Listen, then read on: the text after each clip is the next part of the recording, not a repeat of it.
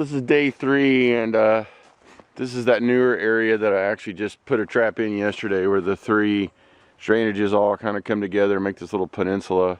Never trapped this area before, but man, I hate trapping a new area in the respects of you catch these possums so often. You just got to clean these things out. And this possum is caught by the tail. I caught one last year by the tail, if you can see that. I don't know how these stupid possums get caught by the tail. They're just, what crazy creatures these things are. But they're nest eaters, so turkeys will be happy, quail will be happy, everything else will be happy. Alright guys, I just remade this little flat set here. This is the flat set that's on this little logging road in this other new area of this particular property that I've never really trapped before.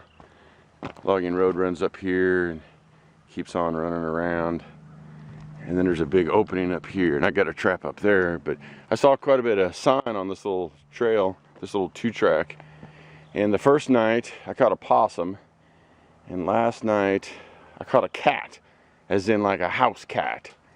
I have no idea how a house cat got out here. It's probably a mile from a house, but caught a house cat, and I forgot to actually get my camera out and videotape me running up on the cat, but it was a mean little sucker, and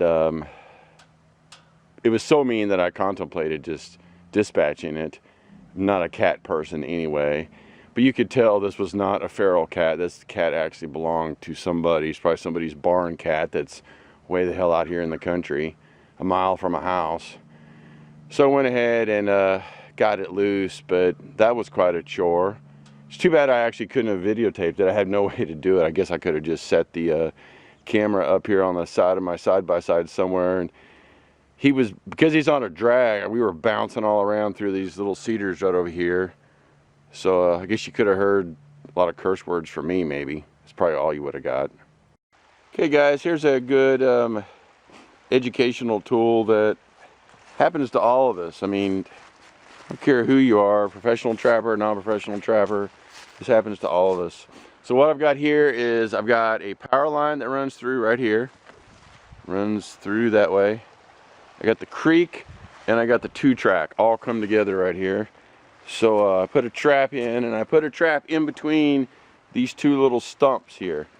And the ground is shelf rock underneath here, so what I did is I couldn't put a dirt hole or anything, so I basically just put like a little flat set in right here.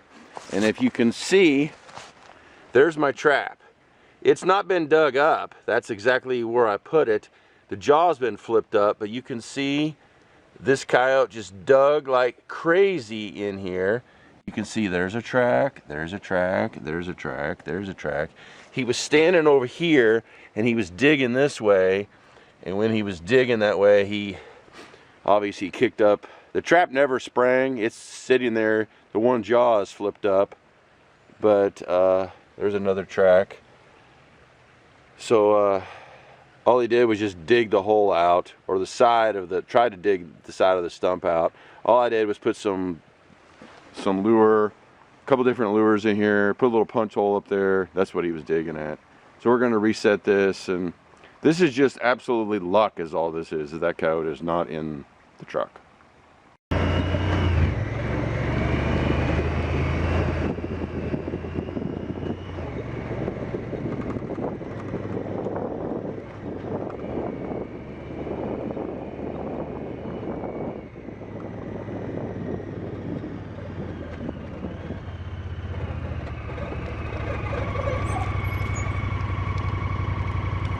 Another coyote. This one is dark, really dark, but a good catch nonetheless. Where we are is up here on this little deal overlooking those 2 big ponds. This was a dirt hole here, and there's a T-bone over there, and it looks like the T-bone maybe flipped up.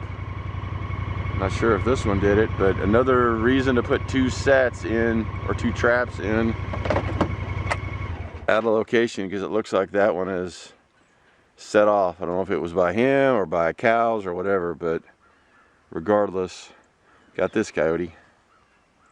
So I remade this dirt hole right here. Try to stay out of the shadow of the sun so you can see. Basically just threw some debris around the back side of it.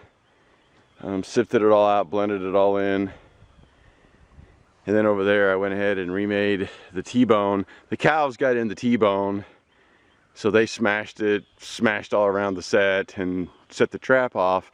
But this is another reason why when you got a good spot, you put in 2 sets. I'm a big believer in the 2-hole set thing, because not only does it give you an opportunity to double up, but in this case, cows got into that one, and basically this coyote came along and I still had this set working and I got caught. It appears that the cows set that off before the coyote got caught, because if the cows had been here, they would have, usually what they'll do is they'll kind of come over here and surround the coyote and kind of look at it, but there's no signs anywhere around here that the cows did that. So they're just wandering through here, and somehow the reason they got interested in that T-bone, started sniffing around, smelling around, ended up stomping on it. Did not get interested in this one for whatever reason. Coyote comes along later, boom, catches him, and I'm good to go. The interesting thing about the T-bone is all the bait that I stuck down in the T-bone is gone. So don't know if it was this coyote, another coyote, something else, no clue. But no bait in the T-bone, so had to redo that, and then I redid this one, and we'll see what happens.